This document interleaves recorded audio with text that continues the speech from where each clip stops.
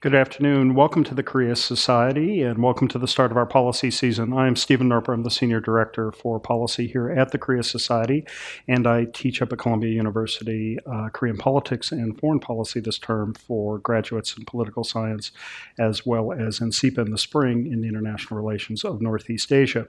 It's a delight to welcome you to what will be a rich policy season, and before I get to warmly introduce Bruce, I wanted to run through a few events for you and for those of you streaming online. Aside from today's launch, where we look at this interesting new work on North Korean military proliferation in the Middle East and Africa, next Thursday we have our Emerging Scholar Lecture Series presentation, which will be imaginative and engaging and feature Professor Dong-Se Kim on the issue of the DMZ as a productive territory, which he terms imagining the impossible, but looking at spatial realities and architecture as a foundation for new approaches to how one treats the demilitarized zone. On Tuesday, September 25th in the evening, Director Savannah Washington will sneak preview her playing Frisbee in North Korea. She was able to shoot both overtly and covertly a good deal within North Korea, and it's an interesting film that enjoys some voiceovers from Secretary Colin Powell, as well as a number of other luminaries and people who do a lot of good groundwork in North Korea, notably among the United Nations personnel. So it's timed very well, I think, with the opening of the UN General Assembly and what will be discussion here on a range of Korean issues in coming weeks. We have a special session at noon on Tuesday, October 2nd, marking the 30th anniversary since the close of the Seoul Summer Olympic Games. And we'll talk a bit about the context of those games, what it meant for democracy in Korea and for Korea's coming out. And Victor Cha from CSIS will join us remotely for a discussion on that. On Tuesday, October 11th, we have the diplomats Ankit Panda here to talk about nukes, missiles, and ways to talk about diplomatic approaches. And that will be part of our Young Asia Policy Professionals series that is organized by my friend and colleague, Jonathan Corrado, at the back of the room. And so I'd invite you all to come back for that. Thursday, October 25th, we have Japan, South Korea, and the United States nuclear umbrella with Terry Roerig from the U.S. Naval War College. On Thursday, October 30th, Jonathan will spearhead a session on the Bluebird Post, letters from North Korean defectors to those whom they miss. On November 5th, the 8th New York Global Financial Leaders Forum, which we do in conjunction with Mekyung Media Group and the Korea Finance Society, and that will feature our president, Tom Byrne, among others. And on Friday, November 9th, Capitol Hill in Korea, which will have CRS's Mark Mannion and Emma Chandler-Avery here to speak to the U.S. Congress and Korea issues, and that's timed very well around the midterm elections. And then lastly, on Thursday, December 6th, I'll be back up here on the stage with my good friend Sumi Terry from CSIS and Jung Pak from Brookings. And they will look back at the year and we'll see where we are by way of forward progress or lack thereof in terms of U.S. DPRK negotiations, the inter-Korean process, and the general developments over the course of 2018 by way of peace and security on the Korean Peninsula, which is my segue to Bruce. And Bruce, welcome. Wonderful to have you on the stage. Bruce is a man of great humor, but a very serious scholar in terms of his ability to look at very serious security issues. And he has an important book out, North Korean Military Proliferation in the Middle East and Africa, Enabling Violence and Instability. It has a rich approach and methodology, which he'll get to. It is, as far as I know, the first book really on proliferation, the chapters on, but a very serious endeavor. And while we're in a process of negotiation, engagement, and forward progress, we hope on the peninsula, it's also important to remember the very real challenges associated with North Korea. And this puts some new spin and new perspective, both in terms of threat to U.S. interest as well as global concerns. So welcome. Great to have you in, Bruce. Thanks for taking the time. And would you like to start with something of an overview for our distinguished audience and those streaming online? Sure. This book project began around 2014, but it really began around 2009 when the journal Comparative Politics asked me to write an article on proliferation. It gave me a week to do it.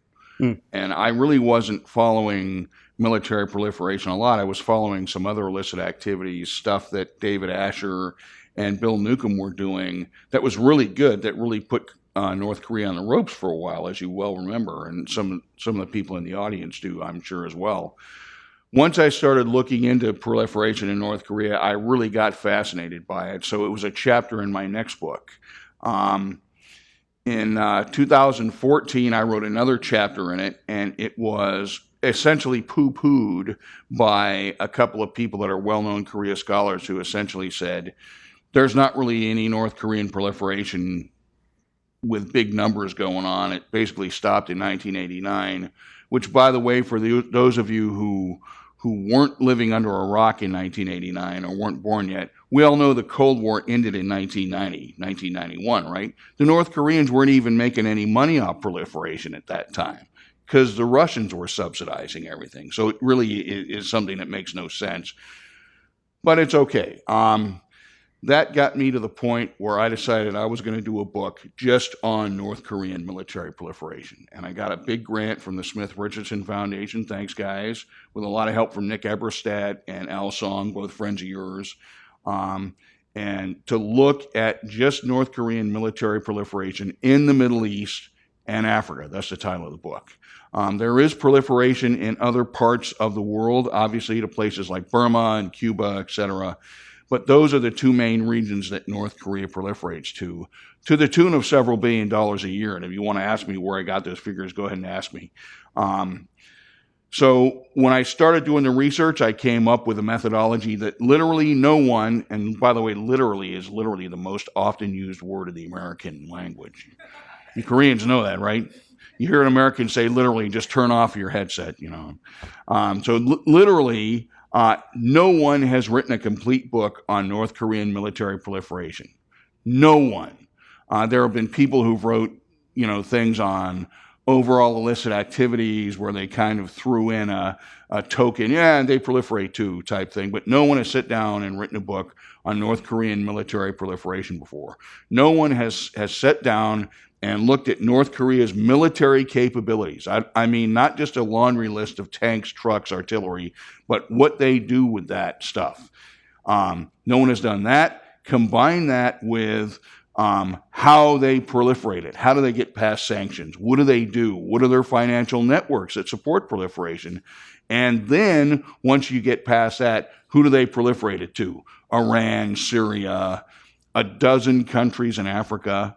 And finally, at the end of the book, how do we contain it? So this is completely unique. You may love it, you may hate it, but it will be like something you've never read before. By the way, how many people here knew that North Korea proliferated widely to Africa? Really? I'm surprised. How many, this is the first time you've heard it? How many have seen Three Faces of Eve? Joanne Woodward, 1958 Academy Award-winning performance. But I digress. Anyway, so that is the essence of what I designed to look at in a book, and I'd be happy to talk about it in pieces with Steve now that I've laid the groundwork. Why don't we do that? Okay, first on the Africa aspect, I know they proliferated in Africa. I didn't know they proliferated the way you described in a dozen countries. Mm-hmm. And I think that's interesting. So maybe what we could do is take it in sort of the order Syria, and then maybe Iran. And then why don't we wind up with a look at the African continent and why these regions, which are so politically vulnerable, are important by way of U.S. and ROK interest. Should we start with Syria and Iran? Sure. Syria is the one that is getting the most attention now. I don't know if there's any UN folks here, but a lot of that is because of the UN panel of experts reports that have been coming out in recent years, which have said things that are quite true and lay out a very good evidence chain that nobody else is talking about, except me in my book. Which you'll be signing at the conclusion. I'll be signing, including for UN guys. But I mean, Syria is finally getting the attention that it should have had several years ago. I was talking about this in 2009. Let me lay out how Syria became a chemical power. After the Cold War ended and the first Gulf War was over, the Syrians started seriously buying things, all kinds of weapons, including missiles and chemical weapons, from the North Koreans. Before that, North Koreans had done things like fly sorties for them in the Yom Kippur War for their Air Force, had sold them lots of weapons and stuff, but they were basically giving it to the Syrians, and the Soviet Union was subsidizing it. After 1991, that became a purely cash and carry deal. You want Scuds? This is the deal we got to work out, do a contract and all that stuff, including with chemical weapons. Every year, the North Koreans, since the late 90s, would send military folks over, artillery folks, that would go practice training with chemical weapons using artillery. They would dress up in full mop gear. Everybody here knows what mop gear is, right? The Soviet mop gear, the old Soviet mop gear that the North Koreans use is really scary. It looks like something out of a science fiction movie with the long hose coming out and everything. They would do that every year. Every year they would do that with the Syrian army. And I actually wrote about this in 2009 in the journal article I referenced before. So when the Syrian civil war kicked off, really all that was happening was the Syrians were doing, with North Korean help, what they had already been trained to do, what they were already equipped to do. All the North Koreans did was step up their production and proliferation to the Syrians, because when you use chemical weapons, you need more chemical weapons, right? When you use up artillery shells and Scud B, Cs, and Ds, you need more Scuds. So this was really a boon for the North Koreans. And speaking of boon, it wasn't just a boon for Scud missiles and chemical weapons. It was Type 73 machine guns and rocket-propelled grenades and AK-47s and SKSs and everything you could imagine. Refurbishing of T-54, 55 tanks for the Syrians, because so many of their tanks were getting blown up by the bad guy or the good guys, depending on how you think of it, back during the earlier years of the Civil War. So this became a huge weapons boon for the North Korean military-industrial complex, such as it is. But there's more, because the Syrians also supply Hezbollah, as does Iran. And sometimes it's so discombobulated that the North Koreans supply Iran, which supplies Syria, which then supplies Hezbollah. Sometimes the North Koreans just provide the Hezbollah directly. It just depends on the contract, to be frank. But they supply Hezbollah, and they've also, the Iranians, now let's move on to Hezbollah. Hezbollah has lots and lots of arms. Iran has a lot of the same arms. People ask, why would they have the same arms? Well, they're providing fighters for this war too. Syria has a lot of those same arms. Hamas now is getting arms, although they're not participating in the war.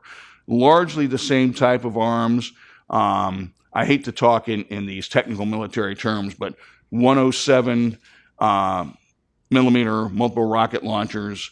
If you want to know that really difficult military technical stuff, if it's shorter, it doesn't go as far. If it's longer, it goes farther. How am I doing? There you go.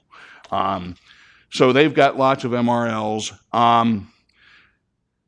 And Iran is, so can I move on to Iran now? Yeah, please. Iran is largely financing all of this. Now, Iran doesn't finance all of Hezbollah. As those of you who have worked on this and done research on this before know, Hezbollah has some of its own illicit activities that they use to finance the purchasing of arms. But they couldn't do this without being subsidized in a heavy way by Iran, too. Syria, again, they have some deals with the North Koreans where they barter stuff. But a lot of it of what they get is paid for by Iran. And the same goes for the Houthis. The UN panel of experts report has been leaked. I've read some of the leaked stuff, although you guys didn't give it to me. A press guy did. And the interesting thing that I think people should note here, whenever the report comes out, unless you change it, is, and this is a quote, North Korean proliferation to Syria goes on unabated. That's pretty unambiguous. So I think that's a big concern for the United States.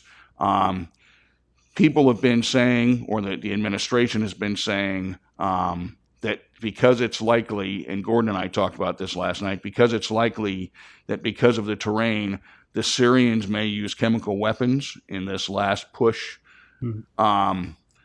that we're drawing a red line. Okay, I mean, I hope this red line means something. I really do.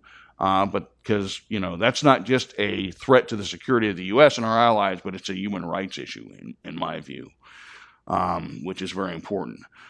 So that's where we are with Syria. I think it's important for us to keep in mind, just so you know, starting with 1967, when the North Koreans established diplomatic relations with Syria, that's when the arms flow and the training flow began to happen, right? 1967. But it was a very different paradigm right up till the end of the Cold War, because essentially, during the Cold War, they were subsidized by the Soviet Union. They were a proxy state helping out Syria. After that, it became a cash and carry thing, for profit for North Korea. Iran. Iran started getting conventional weapons from the North Koreans to the tune of according to CSIS, over $1.2 billion during the war they fought with Iraq. About the middle of that war, they started getting Scud Bs and then very late Scud Cs from the North Koreans. It was beginning with the Scud Cs that we saw a modus operandi that North Korea has used with Iran, Syria, Ethiopia, Mozambique, Uganda, so on, Namibia, in that they would ship, instead of just shipping whole weapon systems over, they built a fabrication facility for the Iranians. Those were the first guys they did this for. No, the Ethiopians were the first guys they did this for. I stand corrected. But they built these missile fabrication facilities for the Iranians, so that instead of having to ship whole Scud Cs over, they could just ship parts for Scud Cs. And then the Iranians were constructing these missiles themselves, but they couldn't do it without North Korean technical assistance, actual human beings who were assisting, nor could they do it without North Korean spare parts. So it was kind of like the Iranians buying a Mercedes-Benz, right? You got this car, but now you also have to get all the spare parts from us. And, my wife, her sister gave her a Lexus 5 years ago. To take a Lexus in to get fixed is $1,500. I'm just a professor. I can't afford that. My wife drives a Kia now, by the way. Onward Korea. So that's Iran did that and has continued to do that with a whole series of missiles. Scud Cs, the Nodong, they now have Nodong production facilities assisted by the North Koreans. They have Musadon facilities, and they have things. Let me give you examples. Last year, as many of you who follow the missiles, they tested their own version, sold to them by the North Koreans, of course, of the Musadon in January of 2017. They also tested the Samorg, which is a two-stage satellite launch vehicle, not a missile. And they tested the Saphir. Obviously, the Karamshir, I'm probably not pronouncing it right, but that they tested in 2017 is basically just a Musadon that's been adjusted with the help of the North Koreans. But the Saphir rocket, the first stage is a Nodong. How did that happen? And then the Samorg, one of the stages, is a cluster of 4 Nodong engines.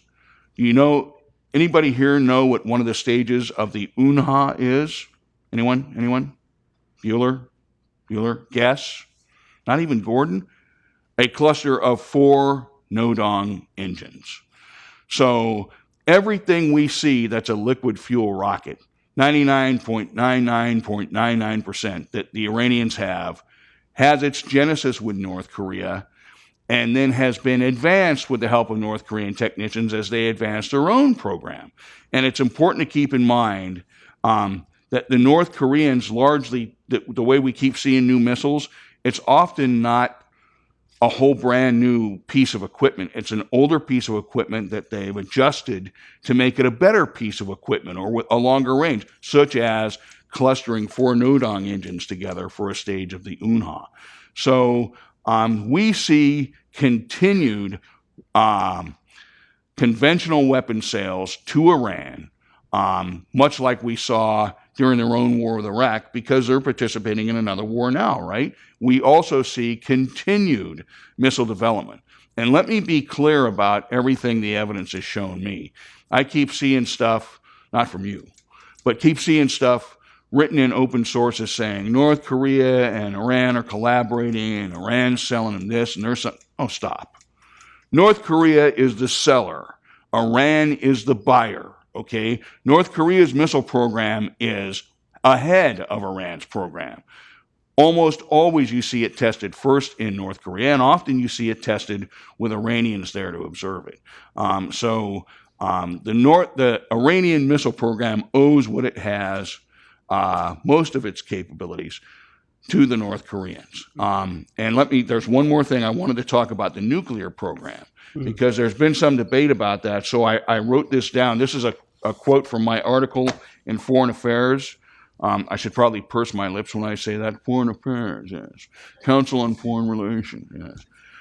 It's kind of like anybody, for the older people in the crowd, you remember the cover of the Rolling Stone, that song. Well, if you're a professor, if you finally get published in Foreign Affairs, it's kind of like being on the cover of the Rolling Stone, right?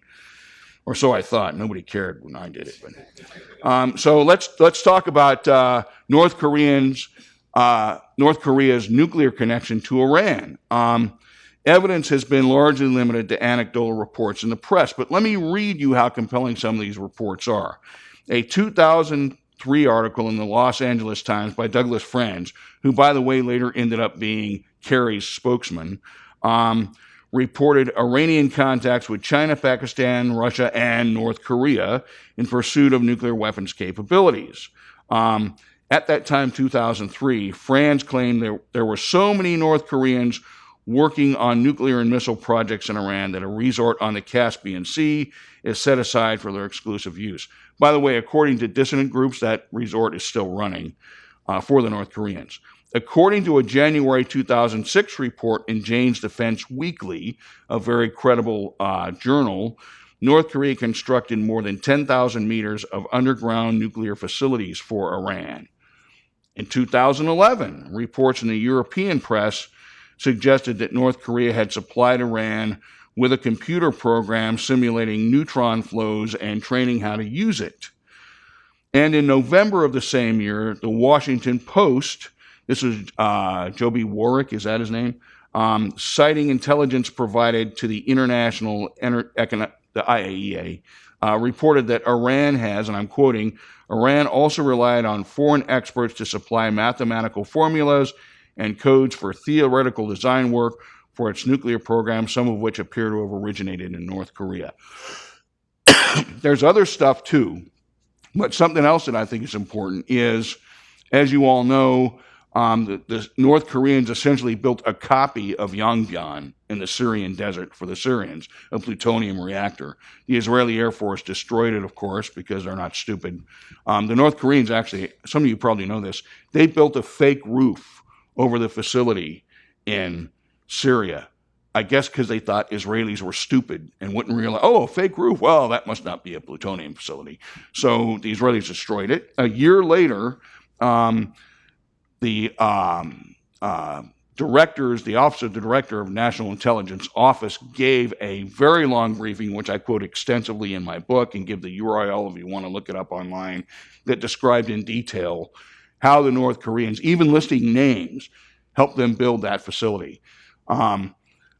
Very soon thereafter, the former Deputy Minister of Defense from Iran defected in Europe. Excuse me. And he told his handlers that the Iranians paid the North Koreans $2 billion to build that facility for the Syrians. In other words, they wanted to go offshore and have a two-track nuclear program, one being a plutonium program. So we see all this stuff. We have no hard evidence, right? The U.S. government has never come out in one way or another and said they do or they don't have a nuclear program, but come on. So I will tell you that based on the anecdotal evidence, which there is much of, it is my assessment that North Korea probably has assisted extensively Iran with its own nuclear program. And I'll just leave it at there. Yeah. So most of us coming here today probably expect you to be talking mainly about Syria, Iran, maybe Libya. But I do want to get to Africa for a few minutes before we turn to the audience and really press on two things. One, yesterday, the Assistant Secretary of State for the region basically came out and noted the Eritreans and their connection to the North Koreans as an area of U.S. concern. And also in your book, and with your exploration into the 12 countries, there's some surprises. Why does a country like Egypt, which receives significant United States support, also buy from the North Koreans? And so if you could talk a little bit about the Africa part of the book, I think it's fascinating. Okay, yeah, I thought, when I started doing it, it just turned out to be a fun part of my research I hadn't anticipated, because I follow North Korea just like you do, but I just never had looked at it. You know what I mean? Let's talk about some countries that are friendly to us, first of all, like Ethiopia, Mozambique. These countries in the 1970s or 80s or both, several of them, Angola, they built their militaries up from Soviet-structured systems, often with the help of proxy countries such as Cuba or North Korea, right? What ended up happening is when the Cold War ended, to keep their militaries running, they still needed this gear. They still needed the training. They still needed the infrastructure, but they didn't have the money to pay to upgrade like a lot of other countries did. So these countries turned to North Korea because North Korea was the cheapest supplier of these type of weapon systems, infrastructure, training, etc. In fact, during the Ethiopian-Eritrean War, North Korea was supplying both sides. Kind of fascinating stuff. Now, many of these countries have now become allies, some very close allies with the United States. We are close allies with Ethiopia. Ethiopia has helped us in the war on terror. God bless them. Ethiopia went into Somalia, that hellhole, and helped us because we didn't want to do it because the American public didn't have the stomach for it anymore, and they went in and took on that anti-terrorism mission. Of course, they asked us, please don't conduct any PSI missions for a while because we need to get our arms from the North Koreans. Mozambique, same thing. Mozambique, they've repaired their tanks, they repaired their aircraft, they've supplied them with new anti-aircraft missiles, all kinds of stuff. Eritrea, as we were talking about, my friend Gordon Chang and I last night, they actually want to get friendly with Ethiopia again. They want, and you and I've talked about this. They want peace, but their whole system is built around Soviet supplied arms in North Korea too.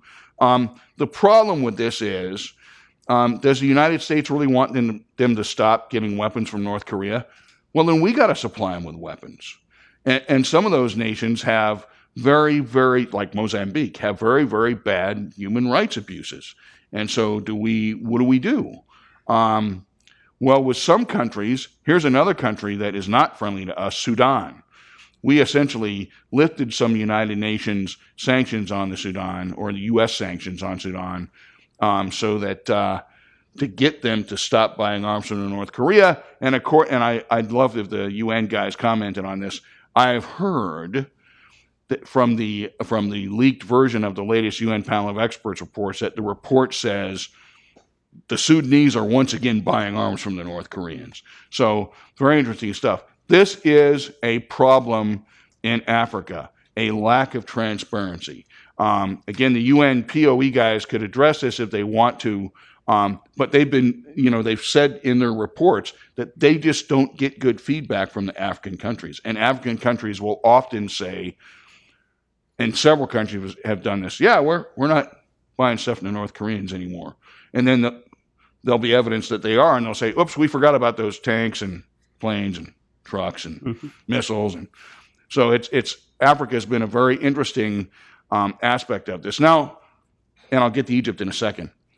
Talking about money, North Korea probably gets several billion, somewhere between 1 and 3 billion. Larry Nish from CRS has estimated it's 2.5 to 3 billion with a B out of the Middle East, largely from Iran, but just from Syria alone, they're getting hundreds of millions a year. One shipment of RPGs was estimated, this is going into Egypt, estimated to be 23 million. Imagine that times 41. and imagine that being more money because of more sensitive cargo for some of it, and that's what was going into Syria between 2012 and 2017. That's just Syria. So in Africa, that figure is probably several hundred million. Anywhere between 100 and 300 million. The numbers are spongy, but it's in the hundreds of millions of dollars. And it's, like 10 million here, 6 million here.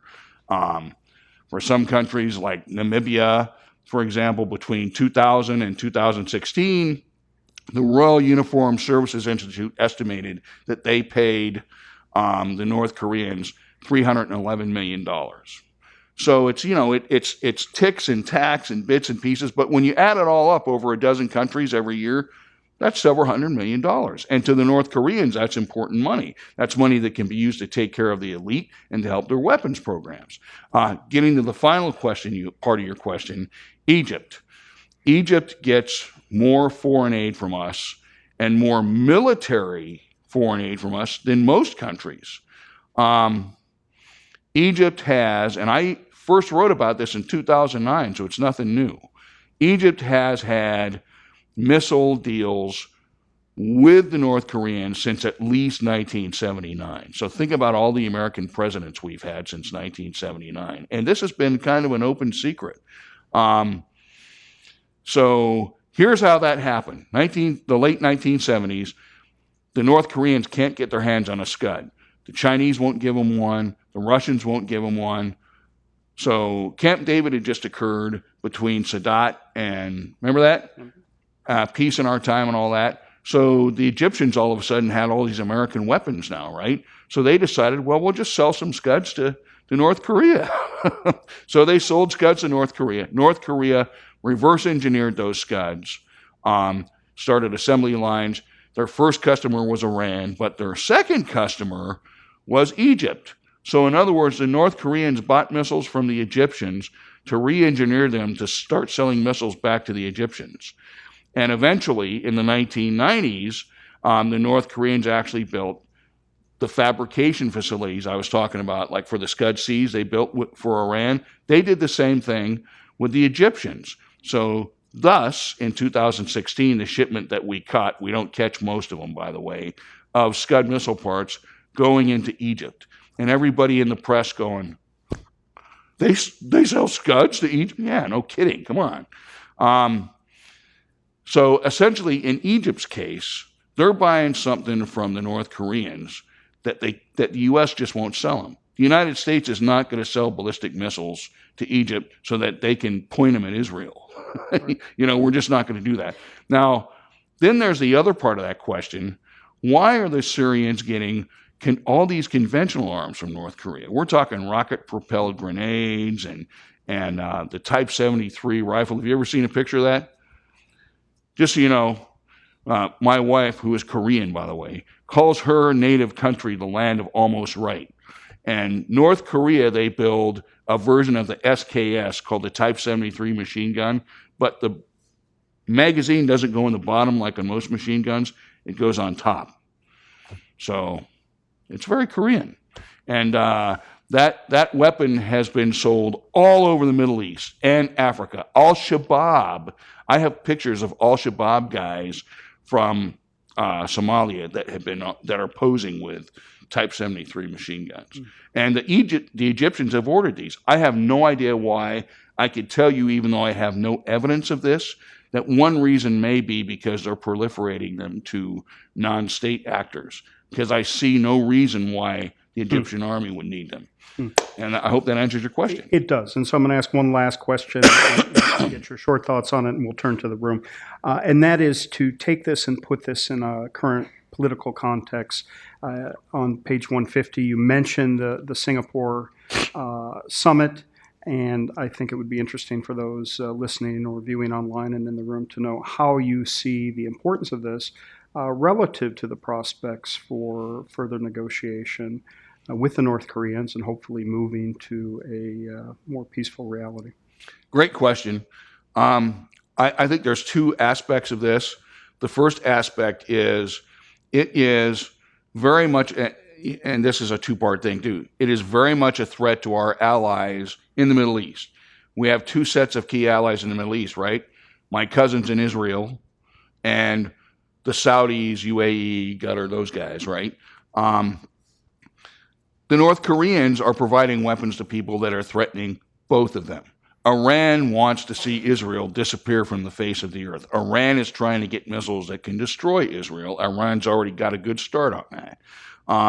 For those of you who don't know, who haven't followed the combat situation during the Civil War, Iranian conventional forces, along with Hezbollah, have been gradually pushing closer and closer to Israel. They're trying to establish almost what the North Koreans have in the Korean Peninsula, a bunch of military forces aligned right on the border with Israel.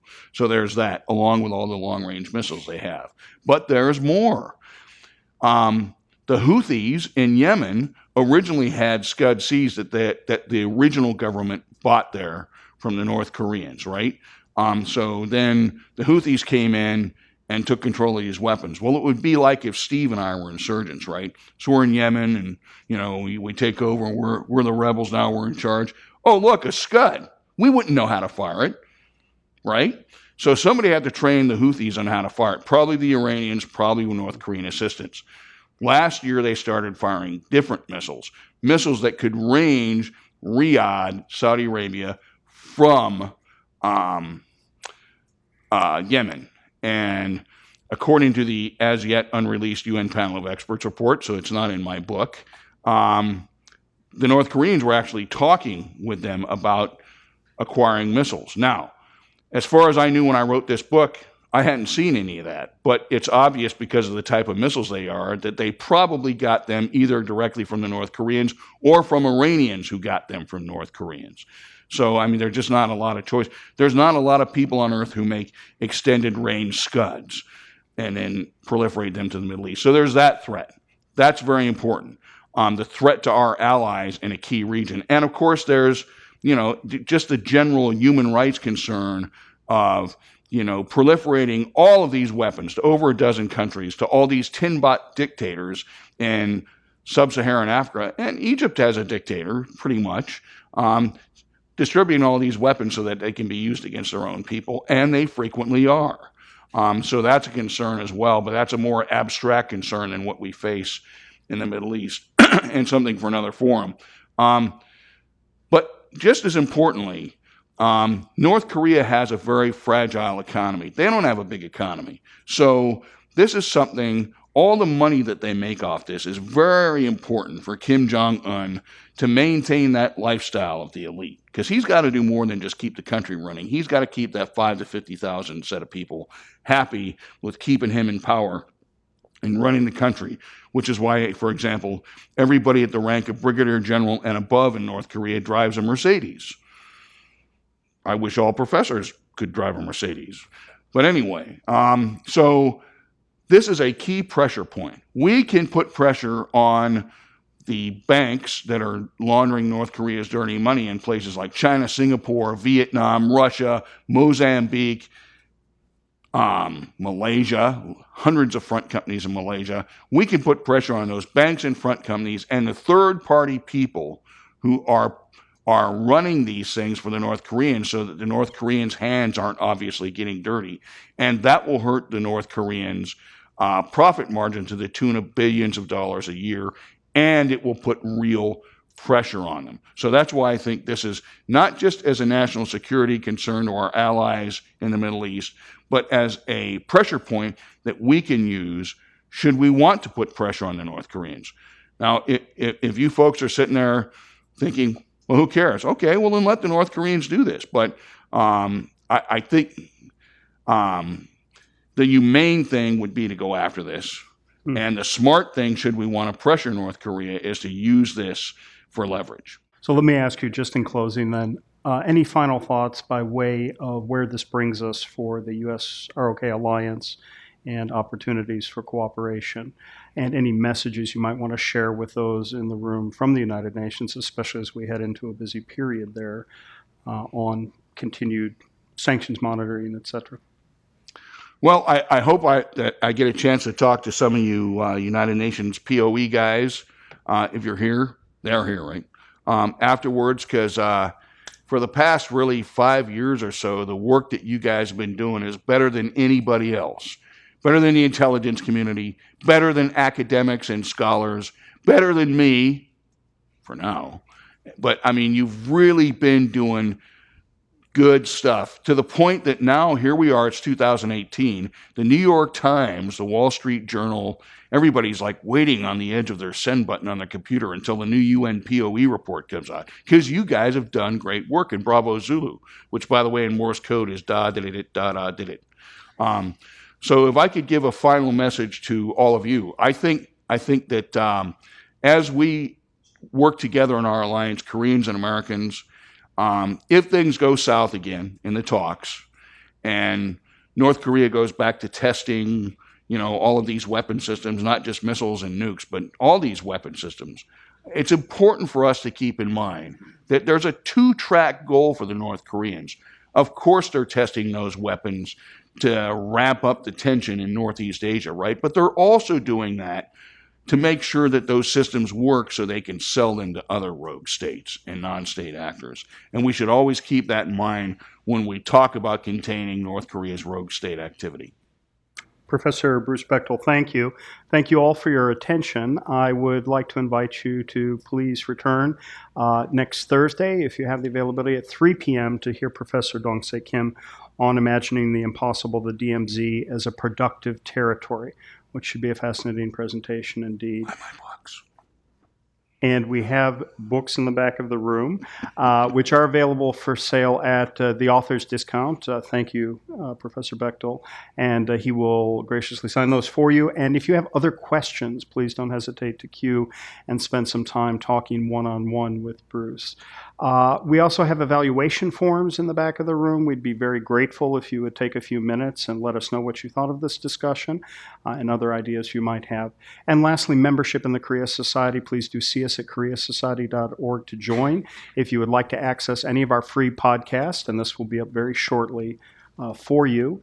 And for anyone interested in attending our gala, it is a week Friday, a week from tomorrow, at the Plaza Hotel, and there are still seats available. You could see a member of our development team or contact us through koreasociety.org. We'd love to see you there as we celebrate 61 years of the Korea Society. So, Professor Bechtol, thank you for taking the time. Thank you for this important work and your comments today. Thank you to all of you for attending.